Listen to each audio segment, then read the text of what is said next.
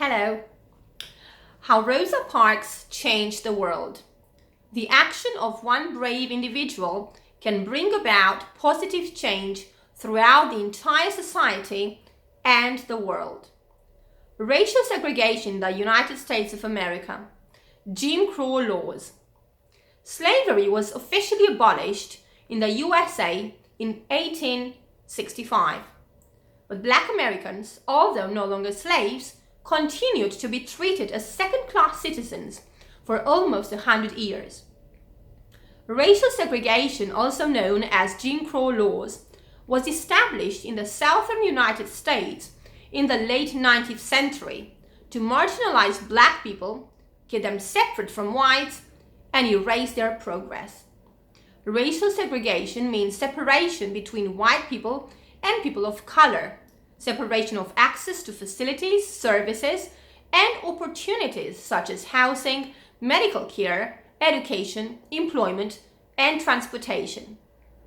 Blacks weren't allowed to use the same public facilities as whites, eat in the same restaurants, drink from the same water fountains, use the same public toilets, rent or purchase houses in the same neighborhoods, or stay in the same hotels. Black children weren't allowed to play with white children. They had separate playgrounds, separate parks, and attended separate schools. Sadly, the facilities for Black people were of lower quality than those reserved for whites. Often, Black people didn't have any of the facilities they needed. An extremely sad example is education. Most African American schools received less public funding per student than white schools. Therefore, they were inferior by all standards. Everything white people and their children had, houses, hospital rooms, cinema seats, schools, everything was much better, of superior quality. In some areas, signs were used to show Black people where they were allowed legally to walk, talk, drink, rest, or eat. Segregated facilities extended from white-only schools to white-only graveyards. Segregation on public transport. Segregation on public transport involved whites sitting in the front and Blacks in the back. The first row that Blacks were allowed to occupy, according to the transport segregation laws, was the fifth row, and the law also stated that Blacks and whites could not sit in the same row. Blacks sitting nearest the front on the fifth row had to give up their seats to whites that were getting on the bus, if there were no more seats available on the white rows. Anyone breaking the law could be arrested and fined. Rosa Parks, tired of always giving in. Rosa, who worked as a seamstress, was a respected member of the Montgomery's large African American community. Coexisting with white people in a city governed by Jim Crow laws, however, meant there were daily frustrations. Blacks could attend only certain schools, inferior schools. They could drink only from specified water fountains, could borrow books only from the Black library, and many, many other restrictions. On Thursday, December 1st, 1955, the 42-year-old Rosa Parks was commuting home from a long day of work at the Montgomery Fair department store by bus. Black residents of Montgomery often avoided municipal buses if possible because they found the Negroes in back policy so frustrating, so humiliating, so demeaning. Nonetheless, 70% or more riders on a typical day were Black, and on this day, Rosa Parks was one of them. At one point on the route, a white man got on the bus and had no seat because all the seats in the designated white section were taken. So the driver told the Black rider sitting in the first row of the colored section to stand. There were 4 Black people. 3 of them obeyed. Parks did not. When the driver saw that Rosa was still sitting down, he asked her, "Are you going to stand up?" "No, I'm not," she said simply. "Well, if you don't stand up, I'm going to have to call the police and have you arrested," replied the driver. "You may do that," she answered. The police was called and Rosa was arrested.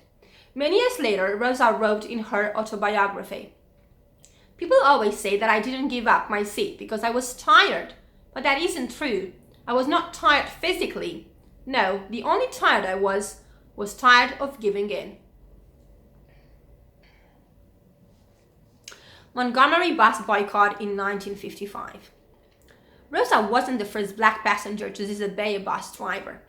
Blacks had been arrested and even killed for disobeying drivers in the past. But Rosa was a well-known and respected figure in the black community, and her arrest sparked protests by black residents of the city. And Martin Luther King Jr. was chosen to lead the protests. King was a Baptist reverend, and he believed that nonviolence was the most powerful way for people to make their point.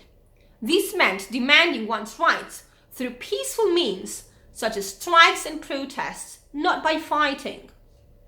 News of Rosa's arrest quickly spread from the NAACP, National Association for the Advancement of Colored People, and members of her church to other African American churches and local groups.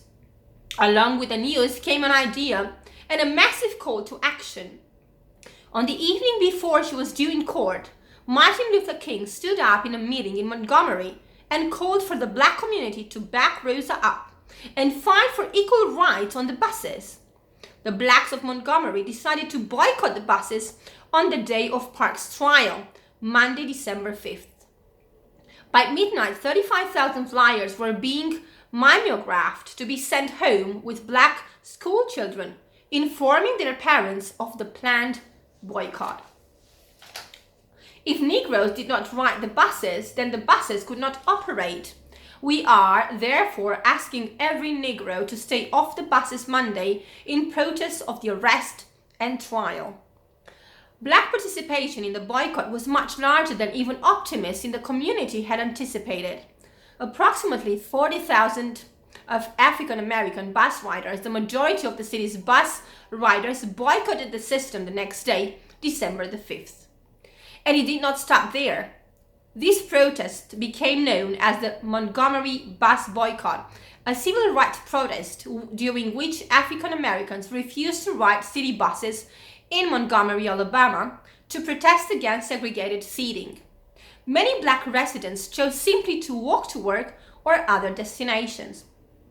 To ensure the boycott could be sustained, black leaders organized carpools, and the city's African American taxi drivers charged only 10 cents, the same price as bus fare, for African American riders. Unbelievably so, this mass boycott lasted over a year, between December the 5th, 1955 to December 20th, 1956, and is regarded as the first large-scale U.S. demonstration against segregation. The boycott culminated in a Supreme Court ruling which abolished segregation on public transport throughout the United States. Rosa Parks' brave decision marked the beginning of the American civil rights movement, headed by Martin Luther King. The civil rights movement demanded liberty and equality between blacks and whites, social justice, and it took place mainly during the 1950s and 1960s. The movement lasted 10 years until it was finally successful. In 1964, President Lyndon B. Johnson signed the Civil Rights Act, which prohibited discrimination based on race, color, religion, sex, or national origin, and guaranteed equal employment for all. What happened to Rosa after the arrest?